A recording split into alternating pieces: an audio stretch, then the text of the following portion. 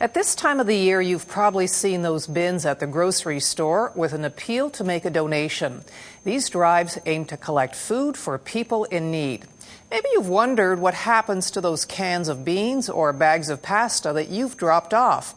Tonight, we're going to show you. This event is called Stuff a Bus. Just before Christmas, with the help of local media, people are encouraged to donate items for an annual food drive. Coming to town. The idea is to fill a couple of city buses parked beside some grocery stores with as much food as possible. Well, we've seen in the last couple of weeks huge support from the community. We've seen a constant flow of food donations coming in from organizations, churches and businesses and groups of people in the community who just want to do a little something more than they typically do this time of year. Wendy Campbell says this year, in spite of the sluggish economy, the Food Bank of Waterloo Region collected almost 68,000 pounds of food, up over 15,000 pounds from last year, and almost $67,000. That's more than double the money collected in 2008. Considering that the economy still is difficult, does that kind of generosity surprise you? It does and it doesn't. I think we live in an absolutely amazing community, and I think we live in a community where we know the importance of looking after our community. It's been a tough year, says Campbell. When unemployment goes up, they feel it almost immediately at the food bank. We've seen an increase in the number of people who are unemployed, who are accessing services for the first time. But then we continue to see people who are accessing services who are on government pensions and are just still not able to make ends meet with the sources of income that they have. Campbell says even though food is abundant and relatively affordable in this country, for the poor struggling to make ends meet, having enough food can seem beyond reach. Well, food is obviously a basic need that we all require to function on a daily basis. And for families and individuals who are struggling with poverty, they need that basic need in order to stay healthy, in order to stay focused. And you can't deal with all the other challenges that are going on in your life if you're hungry. At this food bank, the items are sorted and then shipped off to local agencies that help to feed those in need. With the current economy, Campbell says she's not surprised that the number of requests for food is way up. Programs are reporting anywhere from a 15 to 20% increase in requests for emergency food services. That's emergency food hampers and community meals.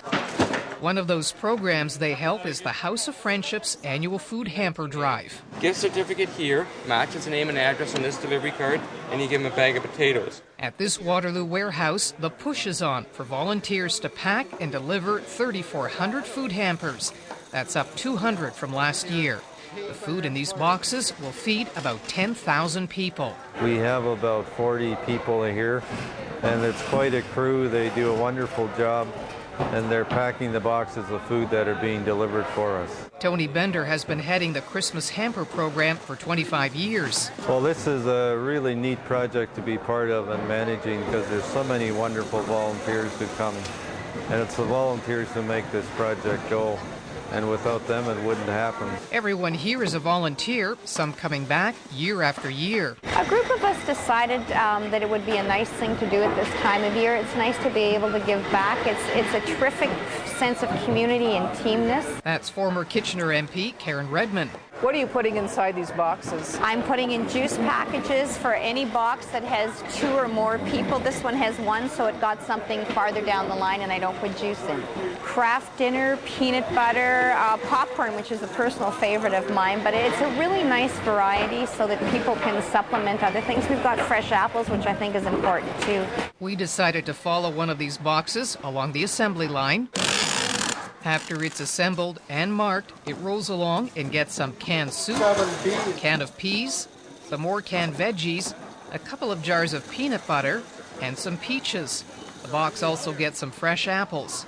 Our box is then loaded up and heads for the loading dock, where volunteers like Robert Musselman will deliver it, along with a dozen other boxes that are on his assigned route.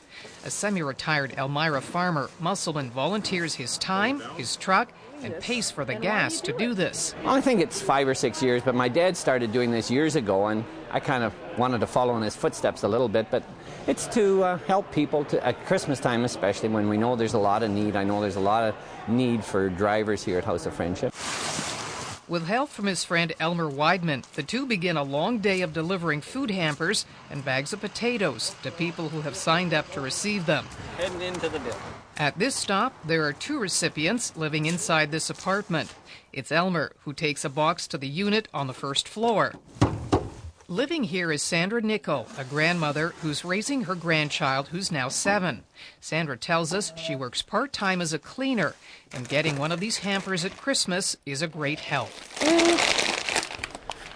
Pasta, hot rods, cookies, anything that helps us out is great, and the Salvation Army's been really good to us. There's enough food here to help Sandra serve a nice meal at Christmas and beyond. It means a lot. Like, it means there's people out there that are helping us out.